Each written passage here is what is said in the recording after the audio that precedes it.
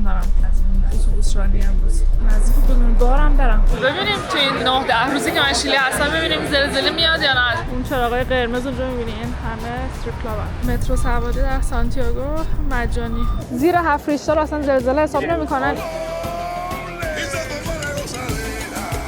پیش به سوی کشور پنجم این سفر و شیلی با اتوبوس. این اتوبوس دو طبقه دارم از مندوزا میرم سانتیاگو پایتخت شیلی.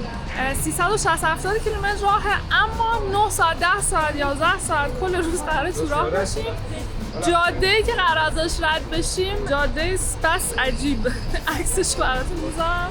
به جاده مارپیچ بهش میگن، یعنی از این مارپیچ‌تر ندیدیم. جاده چالوس در مقابل این چیزی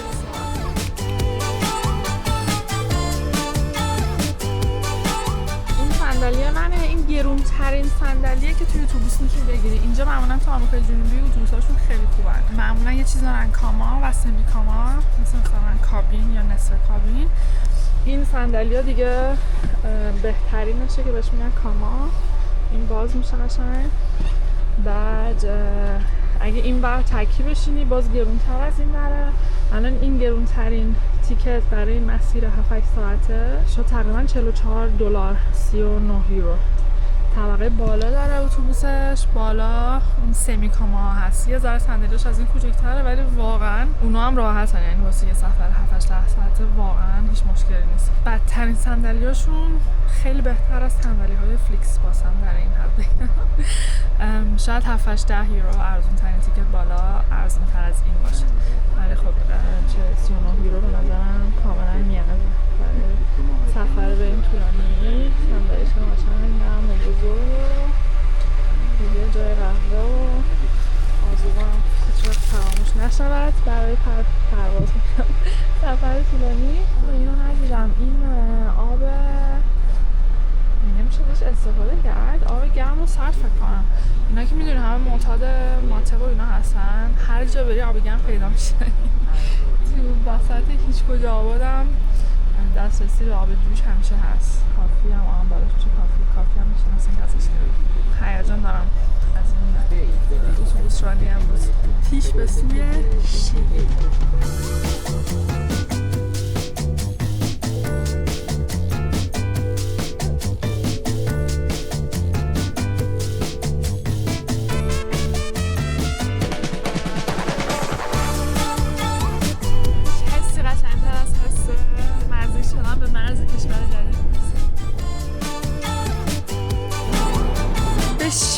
خوش اومدیم، مرز رو رد کردیم. چیز عجیبش این بود که هیچ قسمت خارج شدنی از آرژانتین نبود، یعنی هیچ مأموری که از قسمت آرژانتین بخواد پاسو چک کنه مهر خروج بزنه. خیلی عجیب بود. فقط قسمت شیلی بود و از اون عجیب ترین بود که فقط 2 سوال از من پرسید مأمور ایمیگریشن. سوال اولش این بود که وضعیت تأهل چیه و اینکه شغلت چیه. و جالبه که دیشب داشتم بلیط اتوبوس می‌خریدم، این 2 سوال توی فرم اتوبوس هم بود، شغل و وضعیت تأهل. حالا شغل رو باز دیدم تو بعضی از کشورها میپرسن، ولی دومیش خیلی جالب بود و هیچ سوال دیگه نپرسید که چرا اینجایی. هم پرسید چند روز میمونی ولی کجا میری، چه آدرسی، هتلی، اینا نه. ببینیم شیلی برامون چه برنامه‌هایی چیده. کاش یه جایی هم وایسو یا استراحتگاهی. از وقت اومدیم هم تو مستقیم. چیزی که من متوجه نشده بودم اینه که چمدونا ساکایی که میذاری تو بار اتوبوس خودشون از اتوبوس در میارن میدن اونجا و بعد خود تحویل بگیری و من نفهمیده بودم نزدیک بدون بارم برم. مثل اینکه الان مستقیم میریم به سانتیاگو و هیچ استاپی نداره. اینش خیلی برام عجیبه. خدا رو شکر یه باتل آب کوچیک و یه ساندویچ قبل از اتوبوس من خریدم.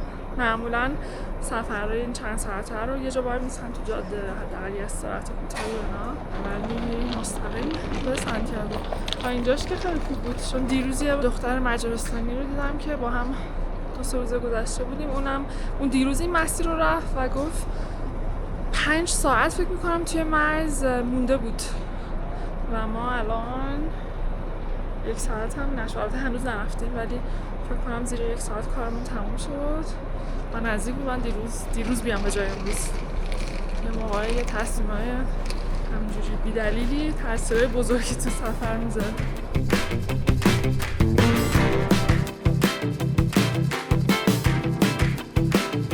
خیلی جاده خطرناکی هم هست، مخصوصا توی تابستون بارندگی و سیل اینجا زیاده، زمستون برف و یخبندون و خیلی همینجا کامیون رد میشه، کامیونایی که از آرژانتین برزیل میان به شیلی. راننده‌های کامیون هم که خیلی صبور نیستن همیشه در حال سبقت گرفتن و اینا. ریزش کوه اینجا هست، خلاصه خیلی جاده خطرناکه اما جذابه. توی اتوبوس فیلم هم پخش میکنن برات، پردم داره که کاملا پرایوسی تو داشته باشی. یه USB برش چارج کردن داره که البته مثل تقریبا همه وسیله نقلیه حتی هواپیماها USB-C هنوز هیچ جا نیست. خیلی مردم پیدا میشه. این الان اتوبوس‌های VIP ایران امتیاز برترشون به اینجا اینه که اونها یه آذوقه نوشیدنی چیزی بدن. اینا نمیدن. این کارم میکردن دیگه میشد امتیاز 10 از 10 میگرفتن.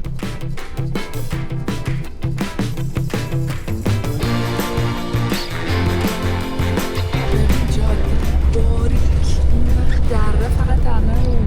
الان شرایط خوبه، آب و هوا و همه چی، جاده خیلی شلوغ نیست که ترافیک جلو بره، ولی در اصل شرایط خوبه. هوا روز و اینا من دارم کلی لذت میبرم، ولی این جاده هم انقدر میتونن ترسناک باشن. یاد این افتادم که توی پاندمیک پاکستان بودم، شمال پاکستان استان گیلگیت، اوایل زمستون بود، اوایل آخرای نوامبر اوایل دسامبر بود. یهو خبر رسید که هوا داره خیلی بد میشه. پرواز داشتم که برگردم از اونجا، پروازا حتما فردا کنسل میشه، خودشون رو با ماشین برگردونین به اسلام آباد. با ماشین برگردونین، حالا مسیر 15-16 ساعت رانندگی توی جاده کاراکورام، یکی از طولانی ترین جاده های دنیاست. از چند هزار کیلومتر توی پاکستان میره تا ارتفاعات بالای 4000 متری، 5000 متری حتی فکر کنم، تا مرز چین. اون جاده رو برگشتیم تو یک هوای افتضاح، کلش تو شب رانندگی کردیم، بیشترش یعنی قبل از غروب راه افتادیم. اون جاده و اون شب فکر کنم سخت‌ترین و ترسناک‌ترین شب زندگی بود. باید خیلی سریع راننده میرفت چون همینجوری کوها داشتن یعنی میدیدی که دارن میریزن و امکان داشت هر لحظه تو سر تو خراب بشن و همه ماشینا با سرعت زیاد میرفتن. پر این کامیونای رنگ پاکستانی که همه از هم سبقت میگرفتن توی شب تاریک، یه طرف دره که نمیدیده، یه طرف همین کوهایی که کلی ریزش داشتن. رانندمون هم کرونا داشت و داشت میمرد، بیچاره خیلی مریض بود و همینجوری نانستاپ سرفه میکرد که از همون شب هم بعداً من کرونا گرفتم. یاد خاطرش گرامی و خیلی ترسناک بود. الان در این لحظه این جاده بسیار لذت بخشه. از اینجا قشنگ میشه جاده رو، مارپیچی جاده رو دید.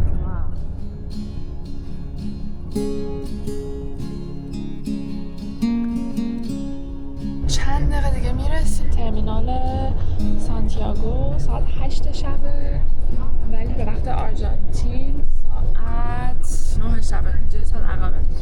12 راه افتادم، یعنی 9 ساعت طول کشید همه چی. مسیر 360 کیلومتری. شیلی که رسیدیم خیلی ترافیک بود. وارد سانتیاگو شدیم، خسته و گرسنه، بی‌صبرانه منتظرم که برسیم، اما خیلی سفر خوبی بود. خیلی راضیم، خیلی خوشحالم که با اتوبوس اومدم. هوا چقدر بده از فردا همش بارندگی و مکسیموم 13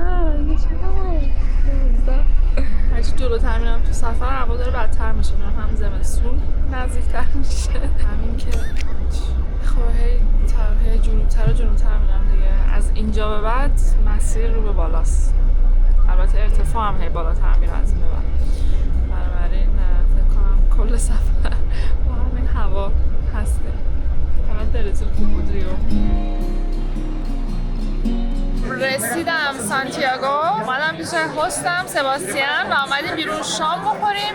این اولین باره که میخوام پیسکو رو امتحان کنم. پیسکو نوشیدنی معروف و محبوب شیلی هست. البته شیلی و پرو سرش دعوا که پیسکوی من بهتره با پیسکوی تو بهتره. یه نوع عرق انگوره که حالا با مدل‌های مختلف میخورن، با لیمو میخورن، با کوکاکولا میخورن. من بخوام با کلا امتحانش کنم. جالبه برای مزهش ببینم چون عرق انگوره، میخوام چقدر نزدیک عرق خودمونه. Cheers. Thanks for having me in Santiago. دقیقا همون مزه عرق میده ولی این طعم میوه‌ای بیشتر داره، رنگش هم زرده، تکسچر میوه رو داره اما ته مزه دقیقا عرق خودمون. Let's go machas a la parmesana. ماچا سالا پارمزانا؟ مachas a la parmesana. خب به این غذا میگن ماچا آلا پارمزانا. یه جور صدفه که خیلی تو شیلی معروفه و روش با پنیر پارمزان میریزن، بیکش میکنن و بعد لیمو میریزن روش میخورن. خیلی خوشمزه است. جاتون خالی. خب یکی از نکات خیلی مهم در مورد شیلی اینه که اینجا زلزله خیلی زیاد اتفاق میفته، یعنی یکی از پرزلزله ترین کشورهای دنیاست. الان هستم سپاسیان داره میگه که یه وقت زلزله اومد نترسی. برای ما خیلی عادیه و واقعا براشون خیلی عادیه و کل کشور و شهرها رو یه جوری ساختن که ضد زلزله به قول معروف و مردم آمادگیشو دارن و یعنی اونقدر مثلا خرابی چیزی به بار نمیاره. زلزله ها خونه ها محکم و اینا هستن. میگم اوکی حالا من نمیترسم ولی چیکار کنم؟ برم زیر میز جایی میگه نه فقط دیدی بالا لامپ چیزی فقط زیرش وای نستی. اوکی ببینیم تو این 9-10 روزی که من شیلی هستم ببینیم زلزله میاد یا نه تجربهش کنیم. تا حالا زلزله تجربه نکردم. شیلی کشور غذای دریایی هم هست. خیلی خوشحالم اومدم اینجا چون واقعا دلم برای غذای دریایی و ماهی تون و اینا خیلی تنگ شده. آرژانتین و برزیل اینا غذاشون خیلی گوشت زیاد میکنن، همش گوشت قرمز اینا. دلم لک زده بود مخصوصا که دیگه الان تابستون اروپا و همش فکر کنم پیش اسپانیا و جایی که زندگی کردم الان فصل همه ماهی تون و غذای دریایی اونجاست.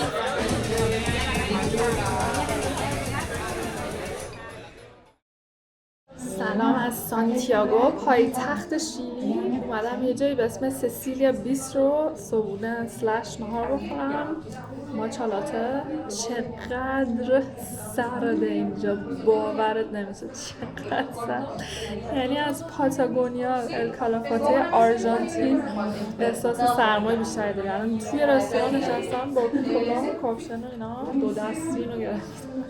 خیلی سرده بود و امروز قراره تنها روزی باشه که هوا خوب است. فردا دیگه فقط بارندگیه. ولی تو همین ساعت‌های اول حضورم توی شیلی یک دل نه 5-6 تا دل عاشق شدم. خیلی حس خوب و مثبت دارم. فکر کنم هفته‌های آینده کل اینجا خوش بگذره. بریم سوار مترو شیلی بشیم تو سانتیاگو بریم مرکز شهر. من اومدم بلیت بخرم. خیلی عجیب بود. هیچ جوری نمیشد که اصلا هیچ سیستمی ندارن که با کردیت کارت بلیت بخری. دستگاه نمیشد. بعد میگفت خانم گفت بعد پول نقد بدی. بعد کردیت کارت فکر کردم میشه بزنی تپ بزنی مثل خیلی از شهرها. از عجیبی عزیز قبلش پرسیده بودم گفته بود آره میشه اینو قربونش برم فقط اطلاعات غلط به آدم میده. خلاصه نمیشد. منم هنوز پول نقد ندارم. به این خانومه که اینجا کار می‌کرد گفتم آخه نمیشه که چجوری برم. اومد با اون کسی که اونجا مسئول چیز بود صحبت کرد گفت برو. درو وا کرد گفت برو همینجوری. مهمون ما دمش گرم. مترو سواری در سانتیاگو مجانی. شیلی خیلی کشور گرونیه به نظرم. شد باور نشه این آبو الان $3 خریدم. 300 میلیه. یعنی نصف باتر معموله.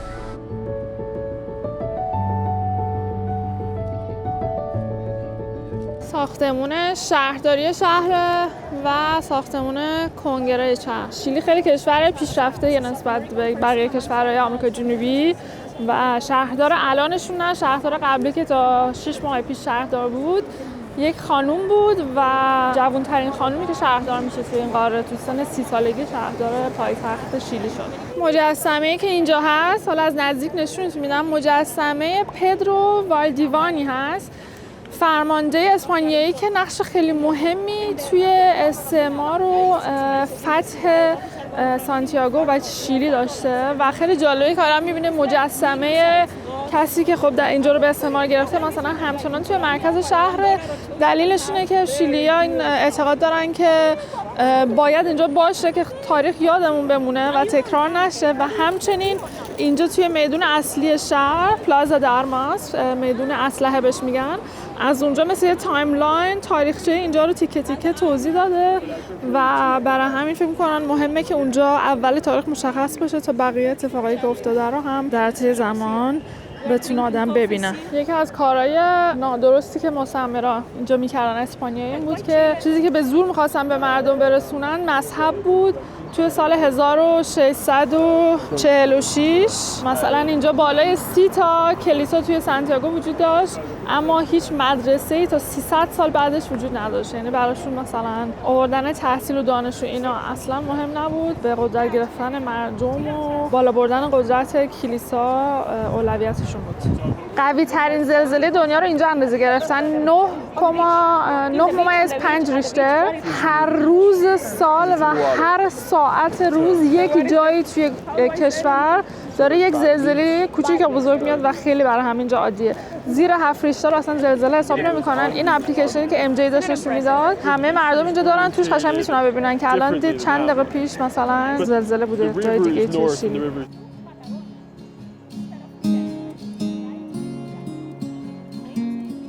اون ساختمانی که اونجا دیدیم کنگره شیلی بوده در قدیم در قرن 19 این ساختمانی که اینجا می‌بینید کنگره شیلی بوده در قرن 20 و در حال حاضر کنگره شیلی توی سانتیاگو نیست، توی والپارائیسو هست، یه شهری حدود 1 ساعت یا 2 ساعت به سمت غرب نزدیک ساحل و کنگره رو بردن اونجا که از ساختمون دیوان عالی کشور که این روبرو هست فاصله فیزیکی داشته باشه که از کراپشن جلوگیری کنن. کراپشن توی شیلی از همه کشورهای این قاره کمتره. شیلی و اوروگوئه دو تا کشوری هستن که از این نظر اینجا پیشرو هستن و در مقایسه تو قاره‌ای که خیلی مسئله زیاد پیدا میشه باش خیلی مقابله کردن. مثلا رشته دادن چیزی که توی این قاره خیلی رایجه، مثلا کار دو پلیس گیر بیفته و اینا چیزایی که توی شیلی تقریبا غیر ممکنه که بخوای مشکلی داشته باشی به پلیس مثلا رشوه بدی، قبول نمی‌کنن اصلا. یا پارتی بازی چیزی که توی این قاره خیلی رایجه که برای ما هم خیلی چیز غریبی نیست، اینکه پارتی داشته باشی اینجا کار جا بیفته اونجا کار جا بیفته، کار پیدا کنی، کارت رتبه بهتری بگیری، همه اینا با پارتی بازی خب خیلی از کشورها راحت‌تر انجام میشه. اینجا اینجوری نیست. اینجا نسبت به بقیه کشورهای همسایه تلاش بکنی امکان پیشرفت داری. پاشنه‌های بلندش حواسمون پرت کرد. کافه که ازش رد شدیم کافه کامپیرنس بهش میگن، قهوه با پا. معنیش اینه که توی این قهوه در قهوه خونه ها که فقط هم مخصوص شیلی هست جای دیگه اینجا پیدا نمیشه، باید سرپا قهوه‌تو سفارش بدی بخوری. خانمایی که اونجا کار میکنن معمولا دامن کوتاه و مینی ژوپ و اینا میپوشن و یه سری کافه هایی دارن که تاپلس بهش میگن، یعنی بالا تنه لخت، اینا یعنی پایین تنه لخت، اینجوری که من فهمیدم و اونا اینجوری و اونا زیر زمین هستن. جالب بود این چیزی که ام جی گفت. حالا اگه یه دونه از این کافه های تاپلس پیدا کردم براتون فیلم میگم.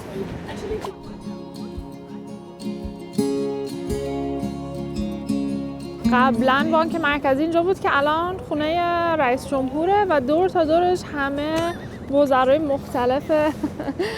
مختلف شیلی هستن. نکته خیلی جالبش اینه که 60% وزرا و کابینه شیلی خانوم هستن. یک چیز استثنائیه و اولین بار توی آمریکای جنوبی رئیس جمهورشون جوان‌ترین رئیس جمهور قاره هستش. البته خیلی ازش راضی نیستن. الان چند ماه دیگه دسامبر امسال انتخابات بعدی خواهد بود. توی انتخابات رأی دادن توی شیلی 100% اجباریه، یعنی رأی ندی جریمت میکنن. البته میتونی بری رأی بدی، حالا هر چی خاصی بنویسی، اما رأی دادن اجباریه. خیلی از دموکراسیشون دفاع میکنن، اگه مشکلی باشه تظاهرات میکنن به طور خیلی بزرگ. همیشه هر گوشه شهر امکان داره در مورد یه چیز تظاهرات ببینید. جلوی فرانسویای آمریکای جنوبی هم به نظرم سال 2019 مشکل خیلی بزرگی با دولت داشتن که کلا قانون اساسی رو می‌خواستن عوض کنن و اون موقع دولت یک شب قیمت مترو رو برد بالا بدون اینکه به مردم بگه، که یاد بالا بردن قیمت بنزین توی کشور دیگه افتادم. و 3 میلیون شیلیایی توی همین میدونی که اینجا هستم اومدن برای اعتراض کردن. 3 میلیون جمعیت توی این شهر از کشوری که کلاً 18 میلیون جمعیت داره و کلاً هم از نظر گرایش سیاسی معمولاً اینجوریه که رئیس جمهورها یه بار چپ یه بار راست و حالت پینگ پونگین همیشه عوض شده از بعد از اینکه دیکتاتور اینجا رفته. اینجا رئیس جمهور نمیتونه دو دوره پشت سر هم باشه 2 تا 4 سال، اما بعد از 4 سال اون رئیس جمهور دوباره میتونه برگرده و این میتونه چندین و چند بار تکرار بشه، یعنی با وقفه 4 سال هی همون رئیس جمهور برگرده.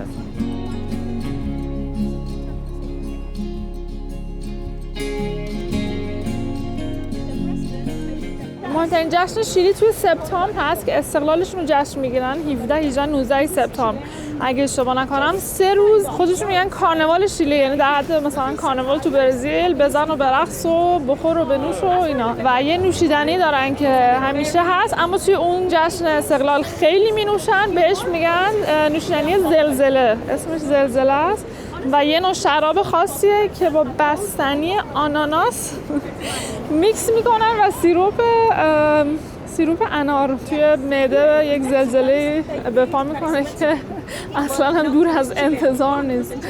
جالب، حالا کی به همچین ایده اومده این سه تا چیز بی ربط رو با هم میکس کنه نمیدونم، ولی گویا خوشمزه هست. The list are empty spaces because there are people that are still victims of forced disappearance, okay?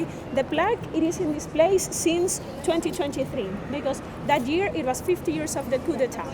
Through that door, it was the coffin of Salvador Allende. The plaque, it is a memorial. It is one of the ways to say we need to remember it to never ever repeat it. It is memorials, yeah. And was the president, do people not like him? Yeah, he was the victim of the coup d'etat, Salvador Allende. But was he liked or disliked? Actually, many of the things that he did set precedents, and one of them it was considered the سالوادور گوسن اولین رئیس جمهور سوشالیست شیلی بود که 1973 طی یک کودتایی ترور شد و این اسامی که اینجا رو زمین نوشتن اسامی کسایی هستن که توی این حمله مردن. بعد از خیلی سال مثل خیلی از کودتاهای دیگه دنیا ثابت شده که آمریکا نقش خیلی بزرگ و مستقیمی توی از بین بردن این دولت و انجام این کودتا داشته، به خاطر اینکه اصلاً موافقی نبودن که اون موقع شیلی تحت حکومت سوشالیست باشه و سالوادور کسی بود که مثلا باعث شد که درآمدهای معادن مس شیلی تا 90% پولشون به جیب مردم خود شیلی بره. یاد اتفاقای متشابه میافتم از کشورهای دیگر و کودتاهای دیگر و دخالت‌های دیگر برای هدف‌های متشابه. بورس اوراق بهادار سانتیاگو دومین یا سومین توی قاره آمریکای جنوبی. حداقل حقوق توی شیلی $500 ماهانه که برای متوسط آمریکای جنوبی خیلی خوبه. کلاً خیلی وضعیت اقتصادیشون رو به بهبوده، یعنی تو خیلی چیزا توی آمار بیکاری، توی تورم، همه این چیزا تو سال گذشته که ببینی همش خیلی بهتر و بهتر شده. چیزی که جالبه برام اینه که تحصیلات عالی و دانشگاه اینجا مجانی نیست. این نکته منفیشه که دانشگاه تقریبا 3 تا 4 هزار دلار در سال هزینه‌شه. البته بورسیه با خیلی چیزای اینجوری هم دارن یا وام مثلا میتونی بگیری اینا، ولی خب توی دانشگاه‌های عمومی پابلیکشون هم باید شهریه بدی. ولی اینم باید گفتش که خیلی دیر دانشگاه اونجا چیزا به شیلی اومده و مثلا 2 نسل قبل کلا دسترسیشون به دانشگاه خیلی کم بوده یا تقریبا صفر بوده و این چیز جدیدیه و حالا این هم جزو چیزایی که احتمالاً تو آینده بهتر خواهد شد. این ساختمونا هم مال بورس هستن و این یک زمانی 10 طبقه است فکر کنم. بلندترین ساختمون شیلی بوده. این ساختمونا با معماری نئوکلاسیک و اون پشت می‌بینین ساختمونای مدرن و شیشه‌ای. بلندترین برج آمریکای جنوبیه اما در حال حاضر تو شیلیه. تو سانتیاگو یه قسمت دیگه شهر هست که حتما بریم اونم ببینیم. ساختمون اپرای شهر و اینجا هم میدون بچه بهش میگن پلازا د نینیاس. اینو به خاطر 100مین سالگرد استقلال اینجا درست کردن و این 4 تا بچه هر کدوم نشونه 4 تا کشور اینجا هستن: آرژانتین، پرو، بولیوی و شیلی.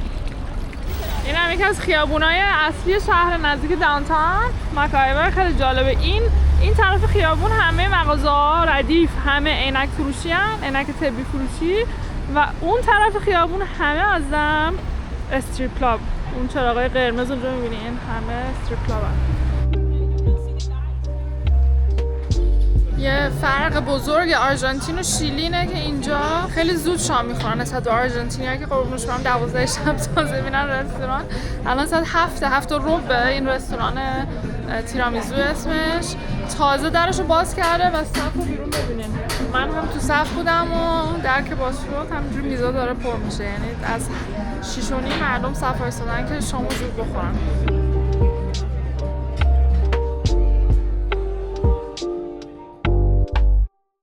اومدم توی سانتیاگو رستوران مارگو، یه رستوران خیلی خوب با 3 تا دوست شیلیایی خیلی باحال و مهربون. یکیشون هست من هست، میزبان من هست که یه موزیسین فوق‌العاده است، و آنجلا، پدرو و سبا.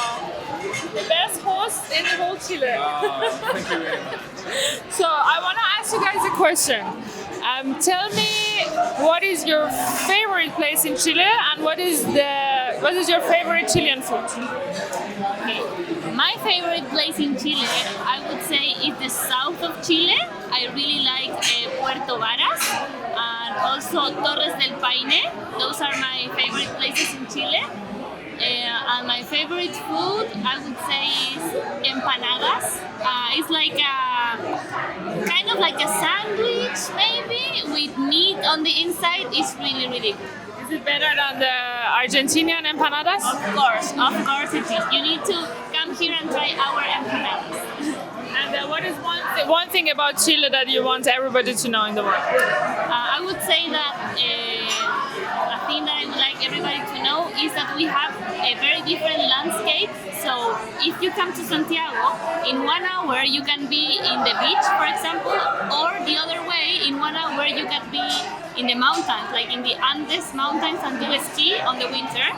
And if you go north, you have like these salares, I don't know the name in English. And if you go down in the south, you have glaciers, so you have like all different landscapes. I completely agree. What about you? What is your favorite place and favorite food? Mi lugar favorito de Santiago es Puerto Varas, o el sur en realidad, no solamente Puerto Varas, también Chiloé es precioso, Valdivia es precioso, la carretera austral es increíble, es muy muy bonito. And your favorite food? Pastel de choclo, lo encuentro muy muy rico, es un tremendo plato, el pastel de choclo es muy muy bueno, así que tienen que probarlo. Pastel de choco. Pastel de choclo. غذامون هم اومد، ریزوتو با ماهی تون. اینجا غذای دریایی توی شیلی فوق‌العاده است، یعنی همه هر جا که بری غذای دریایی سالم، یعنی تازه، میگم سالم، غذای دریایی تازه پیدا میشه و خیلی غذاهاشون اینجوریه. What is one thing you want everybody to know about Chile? Me gustaría que todo el mundo supiera que en Chile algo que tenemos que es muy bonito es que tenemos diferente geografía, es tremendamente largo y muchas veces ha sido premiado por ser uno de los mejores lugares del mundo como turismo de aventura. Puedes hacer prácticamente lo que se te dé la gana, o sea, si te gusta esquiar, tenéis tremendas montañas para esquiar. Si te gusta, por ejemplo, hacer rafting, tienes lugares increíbles para hacer rafting. Si quieres ver uno de los desiertos más increíbles que haya en cuanto es más, el más árido, lo tienes también. Entonces, efectivamente, es tremendo. I understood you have the best of everything, huh? So what's your favorite Chilean food? My favorite Chilean food is machas a la parmesana. I love seafood. Yes, machas a la parmesana and ostras are really incredible here in Chile. I really love seafood, every kind of seafood. Your favorite place? My favorite place, I can maybe Lake region is is one of our regions in the south of Chile. No, not Patagonia. No. More at the north. It's really beautiful. A lot of lakes, a lot of river too. You know, the south of Chile is really incredible. Yeah. One thing about Chile that everybody should know. That Chile is the best country of Chile. That's it. دیگه به مهمترین چیز در مورد شیلی اینه که شیلی بهترین کشور شیلیه. قبول دارم من. خلاصه جاتون خالی. Bon appetit everyone. Enjoy your meal. با من باش تا بریم بلندترین ساختمون کل آمریکای لاتین رو با هم ببینیم. جامعه شیلی خیلی حامی فلسطین و آزادیشون هست. بریم با تلکابین بالا.